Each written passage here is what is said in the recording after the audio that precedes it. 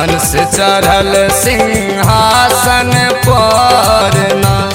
हे मैया अहाँ बैसल छी खिलल कमल के आसन पर, हंस चढ़ल सिंहासन पर ना। हे मैया अहाँ बैसल छी खिलल कमल के आसन पर, हंस चढ़ल सिंहासन पर ना।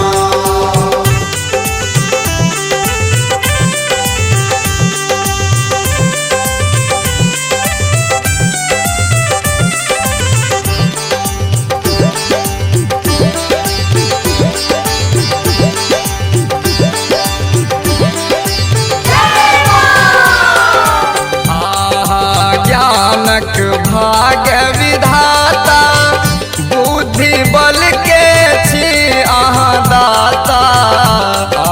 ज्ञानक भाग्य विधाता बुद्धि बल के छी अहाँ दाता। हे बुद्धि बल के छी अहाँ दाता, ऐसे अहीं के चरण में हमरो आस पुराबू ना। हंस चढ़ल सिंहासन पर ना। हे मैया अहाँ बैसल छी खिलल कमल के आसन पर, हंस चढ़ल सिंहासन पर ना।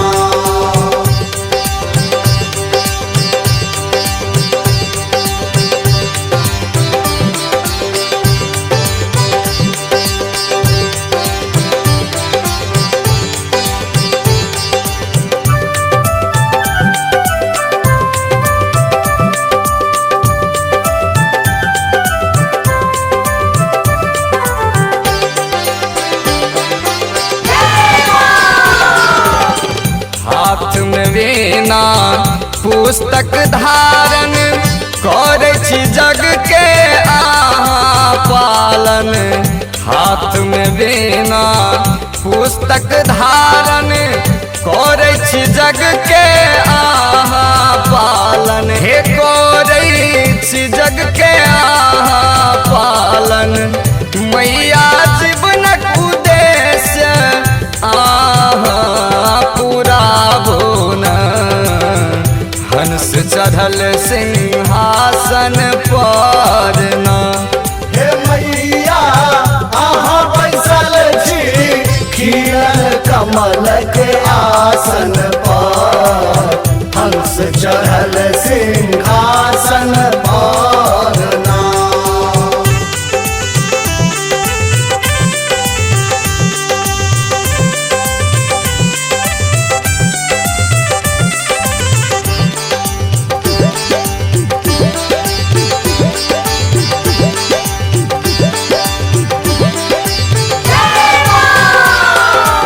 मैया छे हम बर आज्ञान, दिया विद्या के वरदान।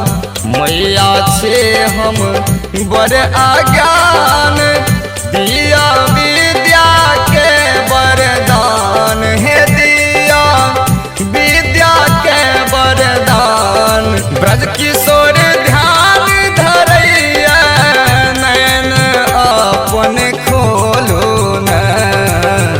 हंस चढ़ल सिंहासन पर ना।